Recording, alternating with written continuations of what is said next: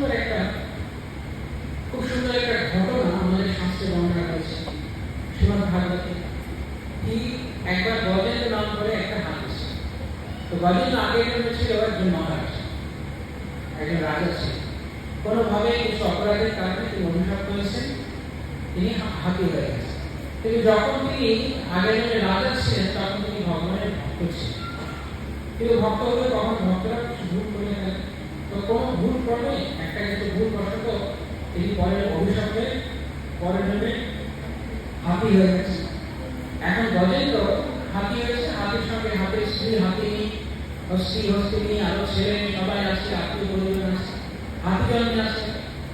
একদিন সরোবরে গজেন্দ্র হাতি তার পরিবার পরিজনে খেলা করতে গেছে, মানে জল ক্রীড়া করছে, আনন্দ করছে। তো সেই জন্য হঠাৎ করে জলে আনন্দ করছে, তো জলের মানে কি বলা যায়, জলে অনেক আন্দোলন সৃষ্টি হচ্ছে, জলের মধ্যে জলটা বিকৃত হচ্ছে। এতে করে জলে থাকা হাতি, জলে থাকা একটা কুমির, সে তো মানে রেগে গেছে যে আমার এই জলে গিয়ে এরকম উৎপাদ করছে। তো কুমিরটা বেরিয়ে গেছে। এটা বাস্তব ঘটনা, শ্রীমদ্ ভাগবতের সত্যি কাহিনী বলা হয়েছে। তো কুমিরটা বেরিয়ে গেছে, এসে দেখছে হাতিটা ওখানে তার আত্মীয় পরিজনে আনন্দ করছে। এটা দেখে তার খুব হিংসা হচ্ছে যে একটা ডাঙার পশু জলের মধ্যে এসে দেখা, আমার জলে এসে আমাকে বিরক্ত হয়েছে। ওই কুমিরটা গিয়ে হাতিটার পায়ে একদম কামড় দিয়ে হয়েছে। এইবার আপনারা জানেন হাতি অনেক শক্তিশালী, অনেক শক্তিশালী। হাতি চাইলে অনেক শক্তিশালী ঘরটা করতে দেবে। কারণ হাতির যত শক্তি হোক না কেন, হাতিটা ছিল জলে। হাতি তো জলের প্রাণী নয়, হাতি ডানার প্রাণী, স্থলের প্রাণী।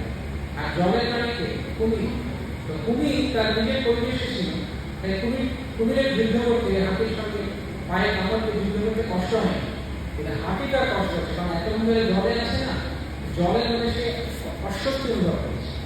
তো এদিকে কুমিরের পায়ে কামড় দিয়ে আসে, কুমিরের রক্ত করতে করতে করতে করতে করতে করতে কুমিরটা আস্তে আস্তে দুর্বল হয়ে যাচ্ছে। প্রথম দিকে পাটা সারানোর চেষ্টা করছে, কিন্তু পরে আর পাচ্ছে। এক পর্যায়ে রক্ত করতে করতে দুর্বল হয়ে গেছে, তখন মিস্টেক হয়ে গেছে। আর সে অবস্থায় সাহায্য চাইছে তার পরিবার পরিজনের কাছে, তার স্ত্রী, পুত্র বা অন্য যারা এসে বলতে এক এক এক করে সবাই সেখান থেকে চলে গেছে।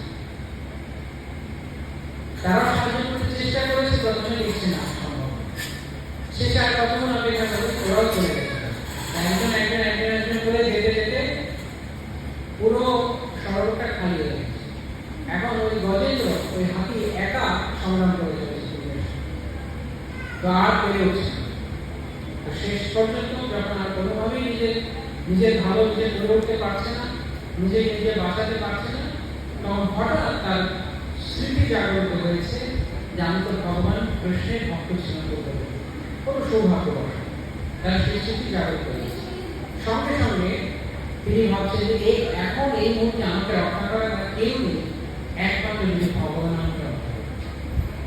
তখন একটা সরোবরে একটা পদ্মফুল সুর দিয়ে তুলে, সেই পদ্মফুলটি আকাশের দিকে তুলে ধরে প্রার্থনা করছে যে হে ভগবান, দয়া করে আমাকে এই মহা বিপদ পরিত্রাণ করুন, আমার আর কেউ নেই, আপনি আমার একমাত্র ভরসা। তৎক্ষণাৎ ভগবান বিষ্ণু গরুরের উপরে চড়ে, গরু বাহন হয়ে তিনি আসেন। এসে একটা সুদর্শন চক্র, তার হাতে সুদর্শন চক্র দিয়ে সেই কুমিরটাকে গলা কেটে দিল। সে কুমির হাতিকে কুমিরের থেকে রক্ষা।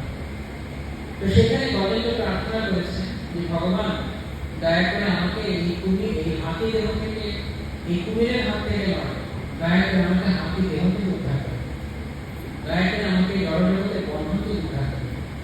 আমি এই সাময়িক বিপদ থেকে রক্ষা পেতে চাই। এই ঠান্ডা, গরম, রাস্তা ভাঙা, বার্ধক্য, রোগ, এসব থেকে মুক্ত হতে চাই।